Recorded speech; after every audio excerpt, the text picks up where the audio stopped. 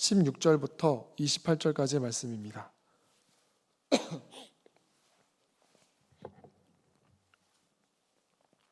창세기 49장 16절부터 28절까지의 말씀이고요. 저와 여러분이 한 절씩 교독하시고 마지막 28절 말씀 한 목소리로 읽도록 하겠습니다. 다는 이스라엘의 한 지파 구시를 똑똑히 하여 백성을 정의로 다스릴 것이다.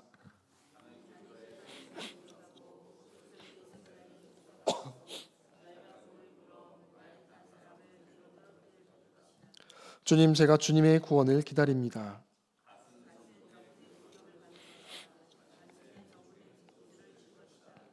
아셀에게서는 먹거리가 넉넉히 나올 것이니 그가 임금의 수라상을 맡을 것이다.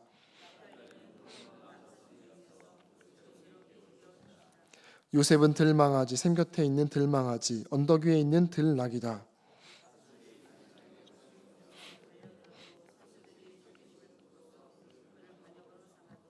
요셉의 활은 그보다 튼튼하고 그의 팔에는 힘이 넘친다. 야곱이 섬기는 전능하신 분의 능력이 그와 함께 하시고 목자이신 이스라엘의 반석께서 그와 함께 계시고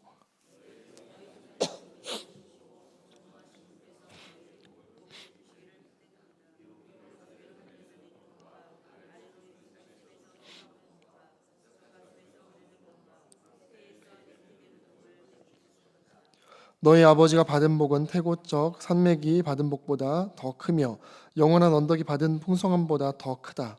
이 모든 복이 요셉에게로 돌아가며 형제들 가운데서 으뜸이 된 사람에게 돌아갈 것이다.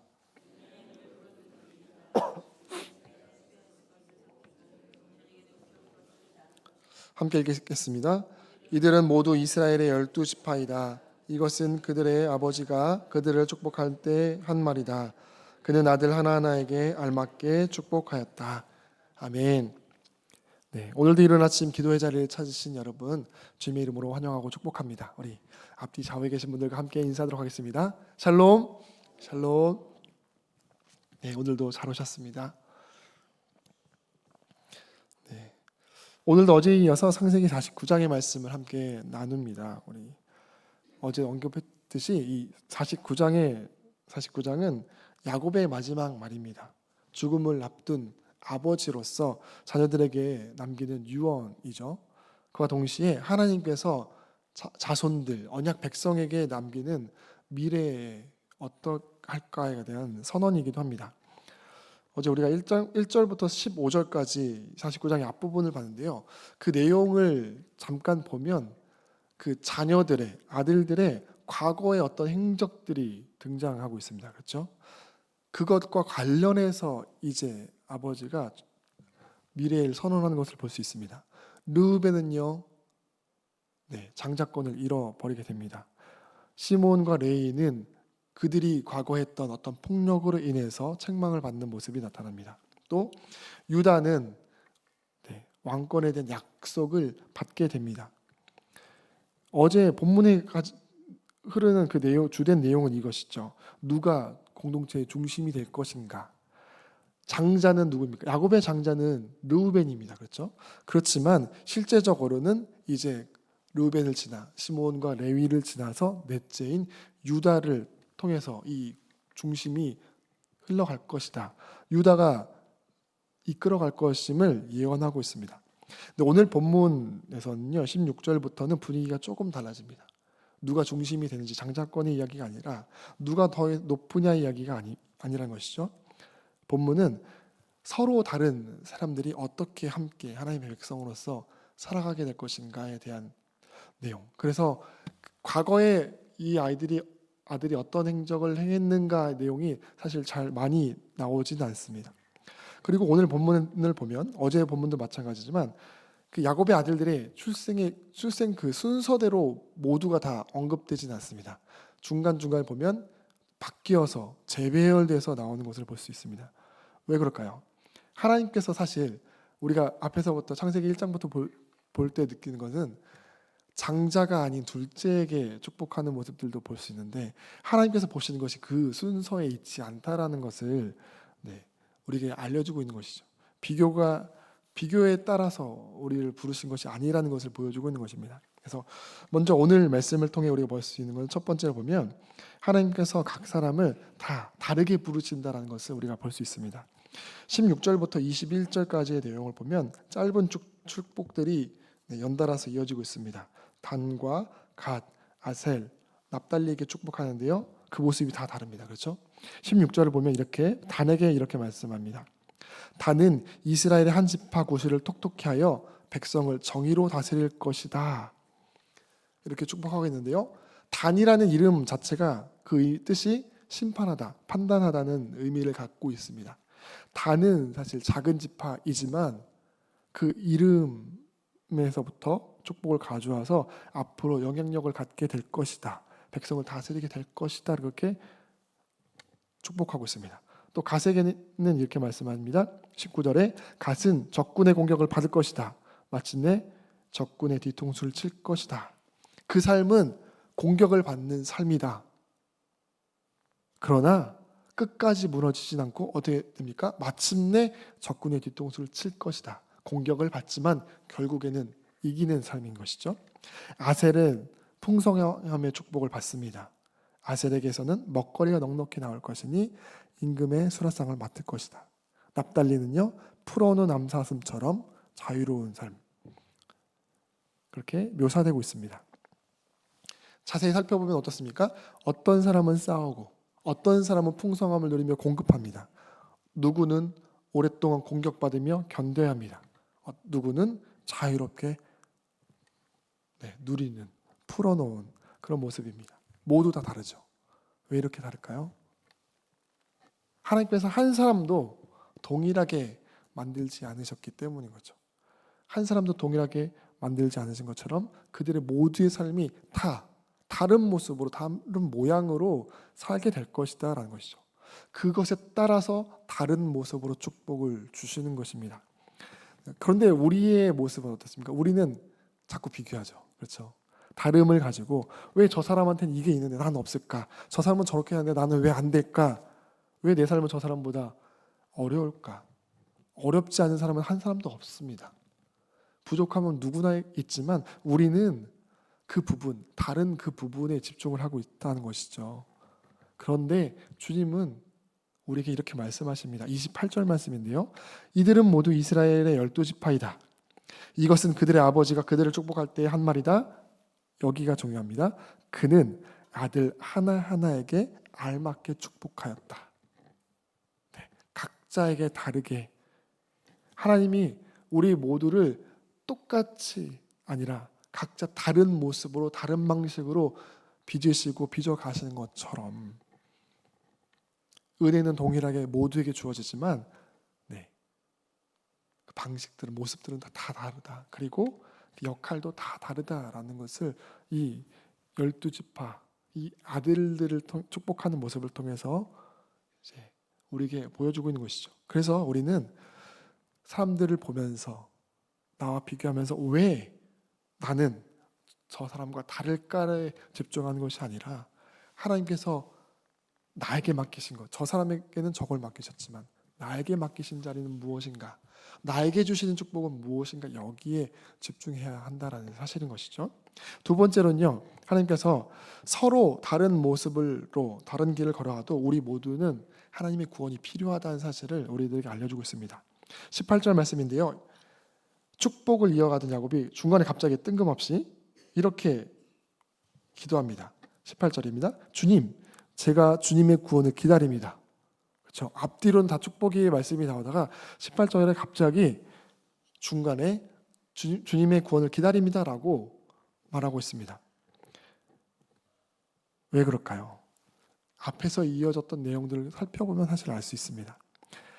자녀들을 보고 지금 야곱이 축복하고 있죠. 예언하고 있습니다. 근데 자녀들을 보면 어떤 자녀는 계속해서 싸우게 됩니다. 어떤 자녀는 공격을 받을 것이고 어떤 자손은 풍요를 누리지만 어떤 자손은 힘든 시간을 통과해야 된다는 것을 이야기하고 있습니다. 그러면서 야곱이 깨닫는 것은 무엇입니까?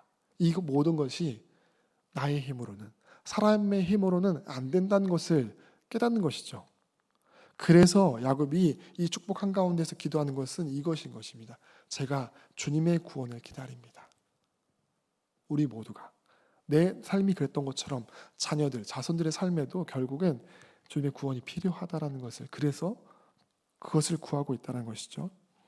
사실 우리는 이제 유다나 요셉이 받는 축복에 조금 집중할 수 있을지 모르지만 이 말씀 속에서 중심이 되는 구절은 오늘 이 말씀이라고 볼 수 있습니다. 우리는 길이 모두 다 다릅니다. 그렇죠? 삶의 모습도 다릅니다. 우리가 씨름하는 문제, 기도하는 문제도 각각이 다 다릅니다. 어떤 사람은 건강 문제로 기도하고요. 어떤 사람은 관계 때문에, 어떤 사람은 경제적인 문제, 혹은 어떤 이들은 보이지 않는 미래로 인해서 우리는 고민하고 불안해하며 기도합니다. 그런데 그 모두가 필요한 것은 결국 하나인 거죠. 바로 우리 주님이라는 사실입니다. 주님께서 우리 삶의 모든 그 상황 가운데 구원하시고 이끄셔야 한다라는 사실인 것이죠. 결론이 동일합니다. 우리는 문제 해결을 기다리지만, 상황의 변화도 기다리지만, 야곱이 말하는 것은 주님의 구원을 우리가 기다려야 한다. 우리가 기다려야 할 것은 문제 해결과 상황의 변화, 사람이 바뀌기를 기다려야 할 것이 아니라 하나님께서 일하시기를, 하나님께서 역사하시기를 기다려야 한다라고 우리에게 동일하게 말해주고 있는 것이죠. 그리고 마지막으로 오늘 말씀 속에서 하나님은 이 고난 속에서도 열매를 맺어가고 계신다라는 것을 알려주고 있습니다. 16절부터 21절까지 짧은 축복들이 이어지다가 21절부터 22절부터 분위기가 달라지는데요. 이제 요셉의 차례입니다. 그리고 본문은 요셉을 가장 길게 다룹니다. 22절만 보면요. 요셉은 들망아지, 샘 곁에 있는 들망아지, 언덕 위에 있는 들나귀다로 시작해서 그 뒤에 축복이 이어집니다. 우리가 지금 읽은 새 번역에서는 요셉을 뭐라고 표현하고 있습니까? 들망아지라고 번역하고 있는데, 우리가 이전에 보던 개역 개정 성경에서는요, 요셉은 무성한 가지, 곧 샘 곁에 무성한 가지다라고 표현하고 있습니다. 너무 다르죠? 들망아지와 무성한 가지. 이게 한 단어인데 이 단어의 어근이 어디서부터 왔느냐를 따라서 어떻게 보면 들망아지로 번역할 수 있고 무성한 가지라고 번역을 할 수 있습니다. 근데 이제 중요한 것은 이것을 들망아지로 보느냐 무성한 가지로 보느냐 보다 더 중요한 것은 축복하는 의미는 결국 같다라는 것입니다. 무엇입니까? 뒤에 내용들을 보면 생명력이 있다, 그 넘친다, 풍성함이 있다라는 축복의 내용인 것이죠. 요셉의 삶을 우리 한번 돌아보기 원합니다. 37장부터 쭉 이어지는 가장 많은 부분을 할애하고 있는 요셉의 삶은 어떻습니까? 편안합니까? 아닙니다. 그렇죠. 어찌 보면 우리가 별로 겪고 싶지 않는 삶을 살아갔습니다. 형들에게 버림받았고요. 노예가 되었고 억울하게 감옥에 갇혔습니다. 그래서 23절을 보면 이렇게 말하고 있죠. 사수들이 잔인하게 활을 쏘며 달려들었다. 사수들이 적개심을 품고서 그를 관역으로 삼았다. 수없이 많은 화살을 맞았다는 것이죠. 공격받았습니다. 그런데 중요한 건 여기서 끝이 아니라 24절을 보면 요셉의 활은 그보다 튼튼하고 그의 팔에는 힘이 넘친다. 더 강하고 굳세게 되었습니다. 그 이유가 무엇일까요? 24절 하반절부터 이어지는 내용들을 보면 알 수 있습니다. 야곱이 섬기는 전능하신 분의 능력이 그와 함께 하시고 목자이신 이스라엘 반석께서 그와 함께 계시고 너의 조상의 하나님이 너를 도우시고 전능하신 분께서 너에게 복을 베푸시기 때문이다. 누가 반복해서 나오고 있습니까? 야곱이 섬기는 전능하신 분, 목자, 이스라엘의 반석, 하나님, 전능하신 분께서 복을 베푸시고 함께 하셨다. 요셉이 강해서가 아니라 하나님이 함께 하시며 붙드셨기 때문에 결국에는 요셉의 활이 크고 튼튼하게 된다라는 것이죠.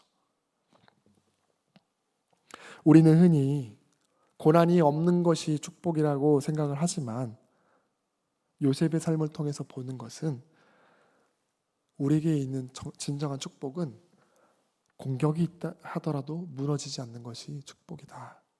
눈물이 있다 하더라도 붙드심을 받는 것이 축복이다. 그리고 고난 끝에 결국에 열매를 맺는 것, 그것이 축복임을 오늘 우리들에게 전해주고 있습니다.